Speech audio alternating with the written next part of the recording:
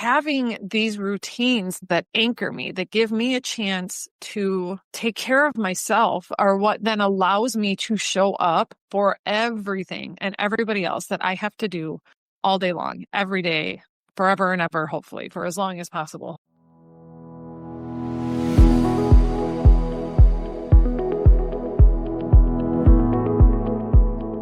Welcome to the Shannon McCabe Show, where we break free from our drink-obsessed culture, challenge the myths around alcohol, and redefine sobriety as the empowering choice it truly is. I'm Shannon McCabe, sober coach, holistic nutritionist, and your guide to a life that feels better without booze. Whether you're newly sober, sober curious, or years into this journey, this podcast is here to give you the truth about alcohol, the tools to build lasting confidence, and the hope that a vibrant, fulfilling life is waiting for you on the other side. So grab your coffee or sparkling water and let's dive in.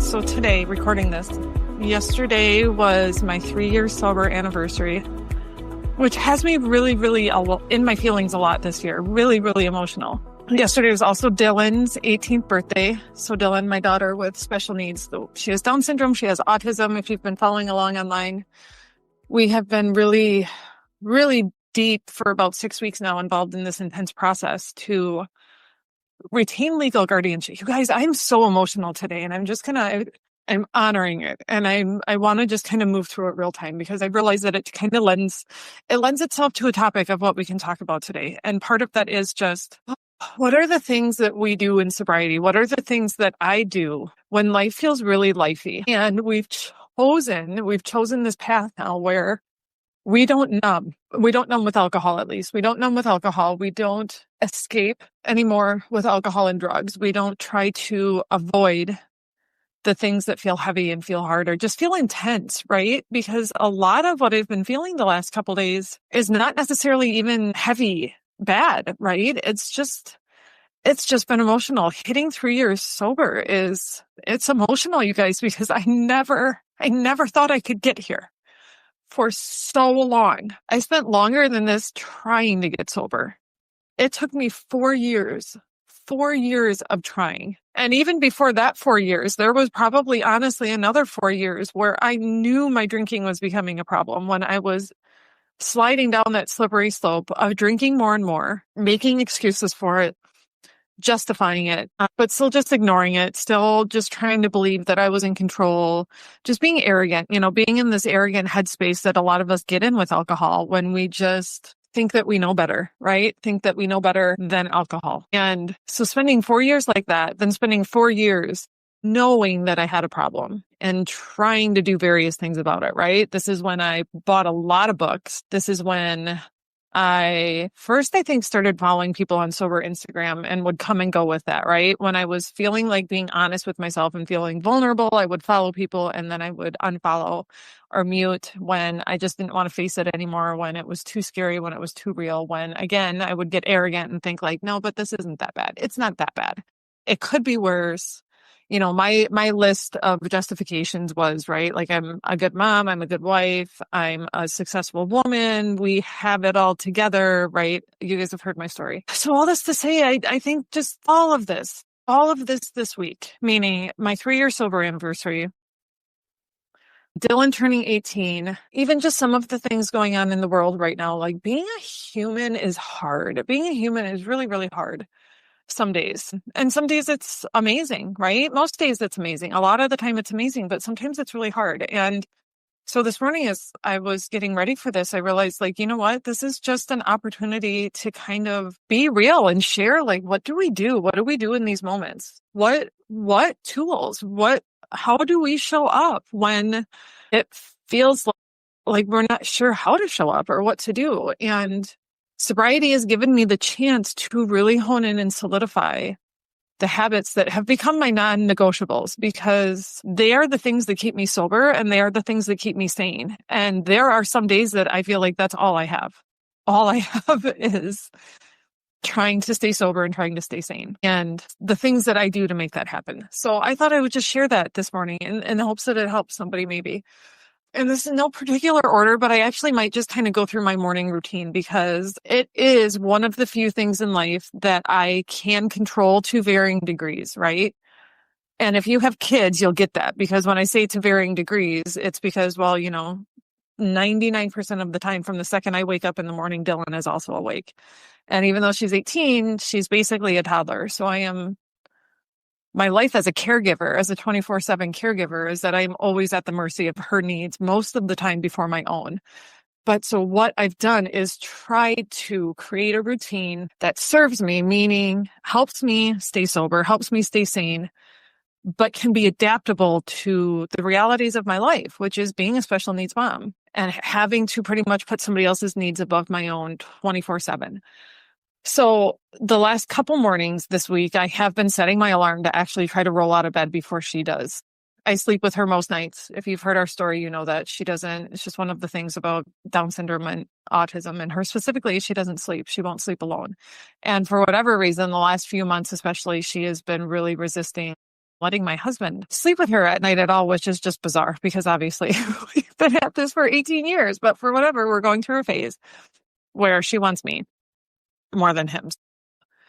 If I don't sleep with her all night, I go in with her usually starting around 1 or 2 a.m. So we wake up together.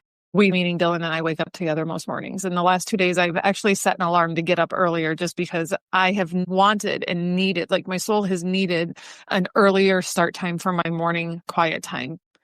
Because like I said, it is the stuff that helps me anchor my sobriety and just anchor my sanity. And I refuse to budge on it. Like I said, it's adaptable in terms of how long I do this, what it looks like every morning. But my morning routine, it is a non-negotiable because it's just essential for me to be able to function. So what this looks like when we get up, first thing I do is start coffee, get my coffee going. Then while my coffee is brewing, I do a couple other things. I drink a big glass of water. Sometimes it's just water. Sometimes if I have the wherewithal and the headspace, it'll be warm water with a lemon. Some days it's only 6 ounces. Some days it's 10 ounces. It's just whatever. I make myself do it while my coffee's brewing because I know it's good for me. And part of that right there, that sentiment is part of a morning routine that gets some people so hung up is, oh, but I don't feel like it or I don't have time. And you guys, it's just we get to this point in life where it's like, if you want to be a successful adult, if you want to have certain things like characteristics, if you want to have certain qualities about your life, if I want to be a sober person, if I want to be as calm and capable and peaceful most of the time, then there are things that will get me there. As silly as it sounds, drinking a glass of water in the morning is one of those things. And so I do it. It doesn't matter if I feel like it or not. I just do it. So much of these habits that are required to get us where we want to be, meaning get us to the feeling place that we want to exist in life, and especially in sobriety, we gotta just fucking stop making excuses. And I'm saying that way, this way, you guys, because I just want to be real and human with you, because this is what I've said to myself. This is the pep talk I gave myself, many times in the last 3 years. It's like, we just stop making excuses. You know what the things are that are going to help you feel the way you want to feel. Just fucking do them. That's just it. There's no actual magical bullet besides that. So in the morning, no matter how tired I am, no matter how angry Dylan is some mornings, because sometimes she wakes up and I could go down into the spiral I used to go into about how unfair it is that I have a disabled daughter, all the things that I could be doing or could be happening in my life if I didn't have a disabled daughter.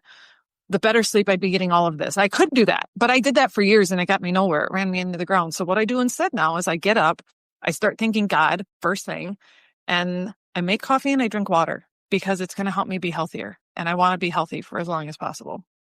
So I drink my water while I'm walking around my house and filling up diffusers, our essential oil diffusers. We've used essential oils since Dylan was about 3 months old.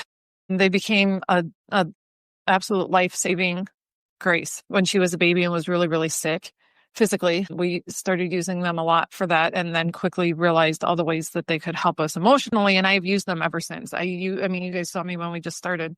If I could show you my desk here, it's and I'm dropping them. You guys, I can't count how many times a day I use these, and I use them. We use them for our physical health, but also our emotional health.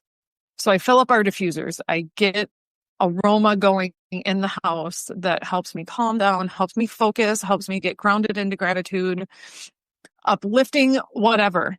A lot of times it's the same because I like routine. I like consistency. Again, this is the stuff I can control. It helps me feel in control, which helps me feel more at ease with the world. So I'm drinking my water, I'm filling up my diffusers while my coffee is brewing, turn on some soft lighting in the living room. I turn on whatever soundtrack for the day I want to start my day, we'll call it. And for me, this is when I turn on YouTube and find just ridiculous but soothing videos, usually of fireplaces and soft piano music that changes with the scenery. Sometimes in the summer, it's summer right now, I'm already watching like their videos of beautiful porches with an outdoor fireplace and autumn leaves in the background.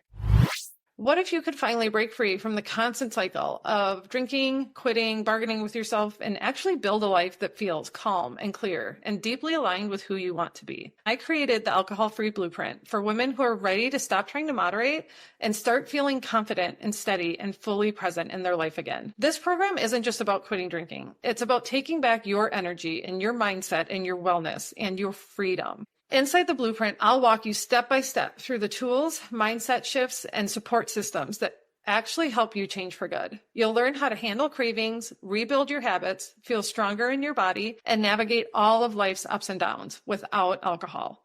And you'll have full access to over 45 video lessons, journaling prompts, live coaching, and community support. So you never have to do this alone. One of my clients, let's call her Sarah, came to me after years of trying to control her drinking. She told me, I finally feel free. I'm not constantly thinking about drinking anymore. I have energy again, and I actually like myself. And that's just the kind of change we're after. Most of my clients are excited to no longer be a drinker after just 30 days inside the Blueprint. If you're ready to stop spinning your wheels and start living the life alcohol has been holding you back from, head to the link in the show notes or go find me over on Instagram. I would love to help you take this next step.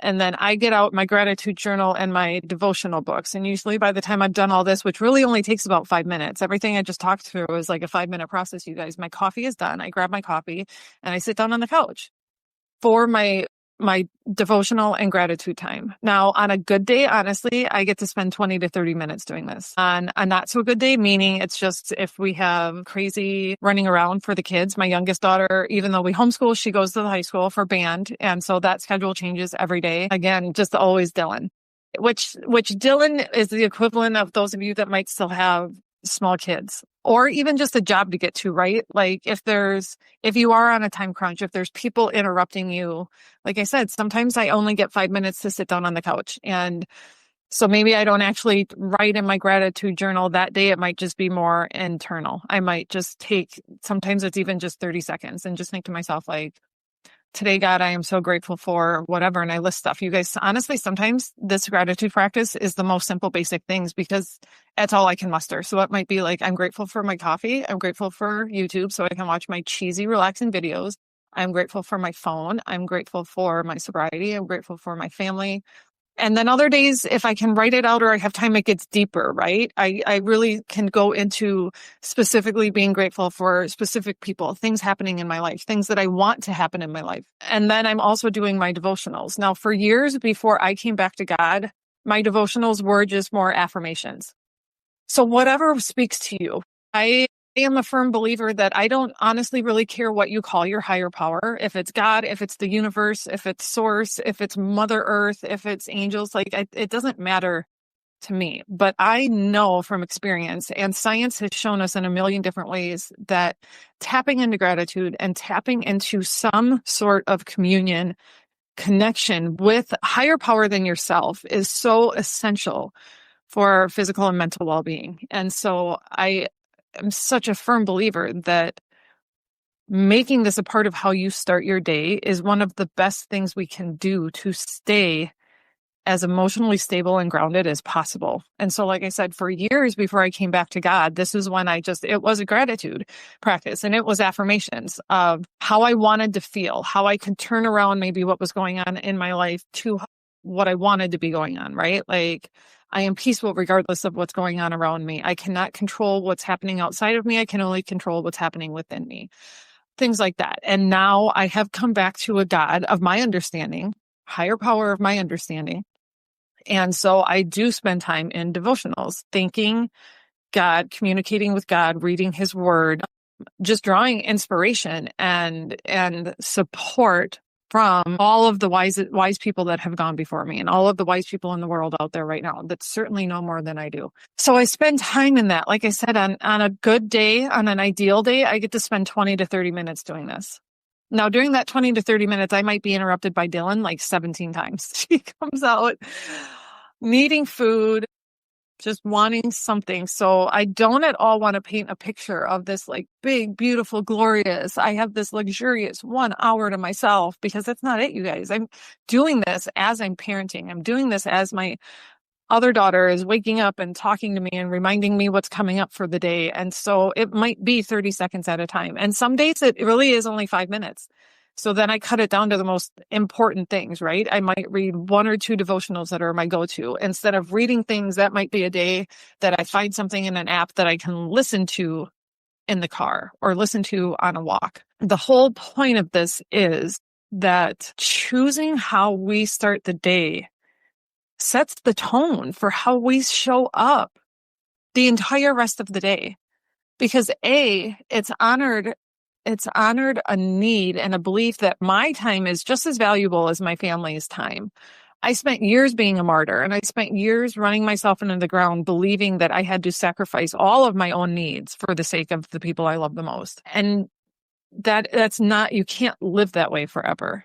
I can't take care of people if I'm not also taking care of myself. You can't pour from an empty cup, right? Like there's all these cliches, but they're not cliche because they're true. And I didn't realize that until I became an alcoholic. It was like, maybe sacrificing all of my needs for everybody else isn't the smartest thing in the world. Having these routines that anchor me, that give me a chance to take care of myself, are what then allows me to show up for everything and everybody else that I have to do all day long, every day, forever and ever, hopefully, for as long as possible, hopefully. And circling back to the beginning where this all started today, I'm always so acutely reminded of how important these practices are, these grounding practices, whatever your routine is, whatever helps you start your day feeling calm, feeling intentional, feeling peaceful, connecting into whatever bigger all-knowing thing outside of you that you connect into. That is what sustains us when life gets just really fucking crazy, which it can happen anytime, right? We don't know this. And even when it is stuff we do know, and even when it is good stuff, like I was saying, right? Like this week's been a really emotional week, and not all bad. Obviously, I've known that my 3-year sober anniversary was coming for quite a while now, but it has become really emotional for me in the last couple of days, just really, really reflecting and connecting with people. And just even yesterday, the messages and the sentiments and everything, it overwhelmed me. Now it's good, but it's overwhelming. And combine that with other things going on in our household, with Dylan turning 18, the gravity of what that means, mostly good, but also still heavy and hard. And then you combine that with all of the stuff in the bigger outside world that I have no control over, but at any moment can feel scary and hard and heavy. It absolutely, it's a reality check, and it is a stark reminder of why taking the time when life feels easy and we feel good most of the time to solidify these habits, whatever exactly your habits look like, but taking the time to cultivate them and curate them and making them a part of who you are, is so that when life feels like this, when life feels heavy and scary and just emotional, you have something to turn to. Like, I know this morning I was going to do the same thing that I always do, and it was going to maybe save me a little bit more today than it does on an easier day. And it's going to be something that anchors me and helps me just kind of gain perspective and be extra grateful, but also just feel as resilient if it's even possible. But just this all is also just born of like why we talk so much about like tools and habits and cultivating these things throughout our sober journey, because we never really stop. We never really stop needing tools and needing strategies. And it's not because we're weak, or it's not because it's like, oh my God, but am I going to have to work at this forever? It's like, no, this is just what makes us calm, resilient humans. This is what makes us able to show up for this human existence, the good, the bad, and the ugly, day after day after day, without letting it completely wreck us and without letting it cause us to go running back to alcohol, right? Like if anything's going to make it come full circle, that's it. That's what I'm saying. It's like I do these things and I'm happy to do these things because these are the things, these routines, these habits. This is what keeps me sober. This is what makes it possible for me to continue to live life as a woman who does not want to escape or numb through alcohol or drugs. And that's the point of all of it. And then there's extra bonuses, right? Like the example I'm modeling for my children, teaching my girls how to grow into women that can handle life without needing to turn to alcohol, hopefully saving them from the excruciating 30-year arc of alcohol bullshit that I had to go through. But think about the lasting effect of that, right? So it might seem silly, like, oh, really? Is it that big of a deal to drink water in the morning and do a gratitude practice and pray or affirmations? It's like, well, yeah, it actually is. If you want your life to feel a certain way, you've got to do the things that are going to make it feel that way. Like it's just how it goes. And I don't at all want to sound like this is at all like I'm admonishing people, right? I know I said in the beginning, like I'm going to be a little bit more like unfiltered and real today because that's just where I'm at. But I know that sometimes I feel like that's what helps things land. And when it sounds like I'm getting a little maybe like preachy, you guys, this, when I sound like that is what my voice has been like in my head when I was telling myself these things and I needed to hear them, right? When I, for years, was being like, Shannon, stop expecting results from shit you're not doing. You can't expect to be a calm, confident, capable woman if you are drinking every night and waking up feeling like shit, scrambling to remember how the night ended and reacting to the world as soon as you open your eyes in the morning. And then even once I quit drinking, it's like, Shannon, you can't just expect to be happily sober just because you quit drinking. That's not how it goes.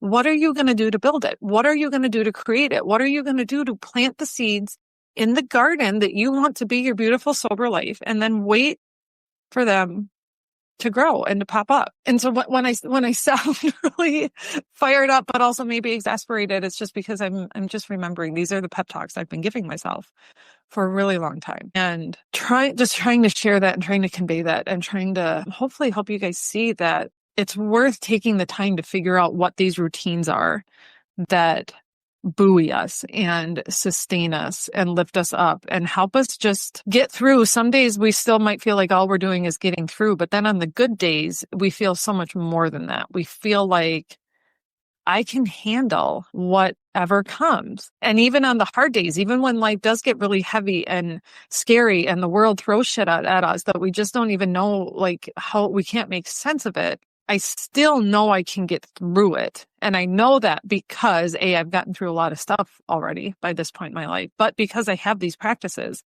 because I have routines and consistencies that protect my heart and protect my head. And for me, that's gratitude and God. And for you, it might look a little bit different, but that is how we continue to show up and build our life the way we want it to feel. Even when uncontrollable, chaotic things happen, we still have there's still a little bit of control that we can exercise. And a lot of times it comes from these routines that have become habit, that have become part of who we are and give us what we need most in moments, which might be like grace and patience and faith and forgiveness and just trust that it's all going to be okay regardless, right? Trust that we can do it, that we can handle it because we've handled things before. We'll handle this too. So I'm going to wrap that up there. Thank you. I would just love to hear if this landed for you. If you have any questions, you guys know the comments are always open. Drop something in there and we'll keep chatting. But otherwise, I'll be back soon. I'll talk to you guys soon. Bye. That's it for today's episode. If this conversation resonated with you, don't forget to subscribe so you never miss a new episode. And if you're loving the show, I'd be so grateful if you'd leave a quick review. It helps others find this message and start their own journey to freedom. Until next time, keep choosing yourself, keep believing in what's possible, and remember, you are so much stronger than you think.